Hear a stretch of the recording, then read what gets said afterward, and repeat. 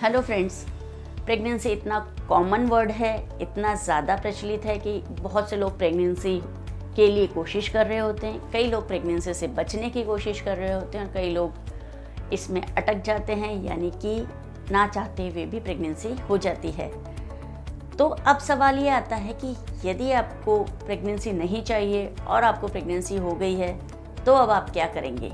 तो मैं doctor Sushila Saini, gynaecologist and obstetrician, आज आपसे इसी टॉपिक पे बात करने जा रही हूँ कि यदि आपको अनवांटेड प्रेगनेंसी हो गई है या मिस्ड एक्सीडेंटल प्रेगनेंसी हो गई है या आपको अभी प्रेगनेंसी के लिए आप मेंटली प्रिपेयर नहीं है, फिर भी आपको प्रेगनेंसी हो गई है, तो अब नेक्स्ट स्टेप क्या होगा, यानी कि आप आगे क्या करेंगे। यदि आपको एक्सीडेंटल प्रेगनेंसी हो गई है तो घबराने की बिल्कुल ज़रूरत नहीं है।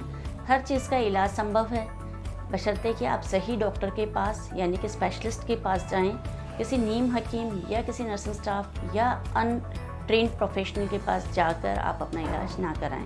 हमेशा MS गायनेकोलॉजिस्ट को सर्च करें। नियर बाय जो भी गायनिक्स आपके पास अवेलेबल हैं, आप उनसे जाकर अपना प्रॉब्लम डिस्कस कर सकते हैं।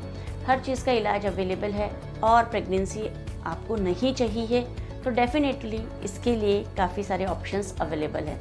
जो रेडीली अवेलेबल ऑप्शन है वो मेडिकल अबॉर्शन है, यानी कि आप MTP किट खा सकती हैं। दूसरा ऑप्शन होता है कि सर्जिकल अबॉर्शन, यानी कि आप सर्जिकल DNC करवा सकती हैं, जिसमें कि डॉक्टर आपकी सफाई कर देते हैं एक तरीके से। तो दोनों ऑप्शन इजीली अवेलेबल हैं। अनमैरिड लोगों के लिए भी अवेलेबल हैं, मैरिड लोगों के लिए भी अवेलेबल हैं। गर्ल्स किसी भी डॉक्टर से संपर्क कर सकती हैं और अपने स्वास्थ्य के अनुसार, अपनी सुविधा के अनुसार कोई भी एक ऑप्शन आप चुन सकती हैं। कोई भी डॉक्टर आपको अबॉर्शन की सेवाएं देने से, फैसिलिटी देने से मना नहीं करेंगे। ये आपके स्वास्थ्य के हित में ही होगा कि आप किसी भी गायनेकोलॉजिस्ट के पास जाकर सलाह लीजिए। कई बार हम लोगों के मन में ये डर होता है कि हम किसी गायनिक के पास जाएंगे और वो हमसे ठीक से बात नहीं करेंगे या हमें कुछ और बोलेंगे, तो ऐसा नहीं होता है। डॉक्टर का काम है उसका मरीज़ देखना, और वो डेफिनेटली हम सब समझते हैं कि एक्सीडेंटल प्रेगनेंसी हो सकती है, तो इसके लिए घबराने और शर्माने की बिल्कुल भी ज़रूरत नहीं है। हमेशा डॉक्टर के पास जाकर सलाह लीजिए। और इजीली अवेलेबल मेथड्स हैं, जो कि मेडिकल अबॉर्शन होता है, जिसमें कि 5 गोलियां आती है, किट आता है, इसमें 1 गोली आपको स्टैट खानी होती है और 4 गोलियों में से 2-2 गोलियां करके आप 24 घंटे के अंतर पर खा सकते हैं। इन गोलियों के अपने इफेक्ट और साइड इफेक्ट होते हैं जो डॉक्टर आपको समझा देंगे, और हमने इनका एक अलग से पूरा लंबा वीडियो बना रखा है, तो आप हमारे YouTube चैनल पर जाकर देख सकते हैं कि MTP किट को लेने का सही तरीका क्या है और कैसे लिया जाता है।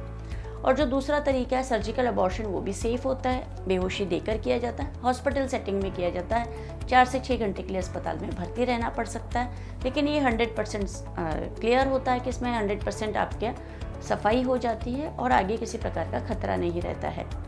सफाई कराने से पहले या अबॉर्शन कराने से पहले ये ज़रूर कंफर्म कर लीजिए कि कहीं आपकी प्रेगनेंसी एक्टोपिक प्रेगनेंसी तो नहीं है। हम बार बार इस बात पर जोर देते हैं, बार बार इस बात को बताते हैं कि जब भी प्रेगनेंसी हो तो पहले ये कंफर्म कर लीजिए कि प्रेगनेंसी कहीं एक्टोपिक प्रेगनेंसी तो नहीं है, क्योंकि यदि आपको प्रेगनेंसी में एक्टोपिक प्रेगनेंसी हो जाती है तो एक जानलेवा स्थिति हो सकती है। बच्चा यदि ट्यूब के अंदर या बच्चेदानी के बाहर किसी भी हिस्से में लग जाता है तो वो आप ट्यूब फट सकती है, आपको पेट के अंदर ब्लीडिंग हो सकती है, आपके लिए जानलेवा साबित हो सकता है। तो ऐसी स्थिति में लैंड अप ना करें।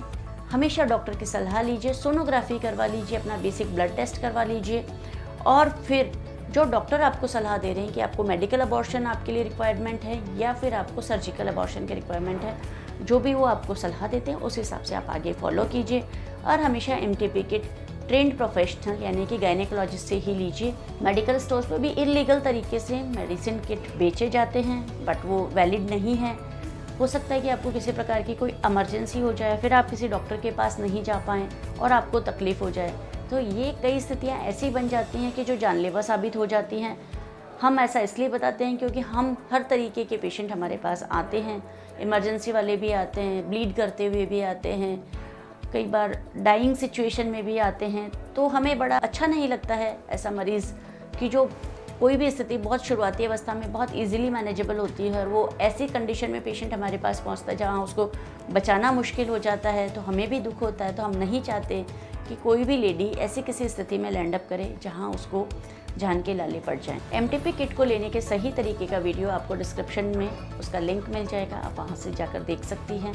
इसके अलावा अनवांटेड प्रेगनेंसी में और क्या क्या तरीके से आप अपना अबॉर्शन के तरीके का भी एक वीडियो है हमारा, वो भी आप जाकर देख सकती हैं।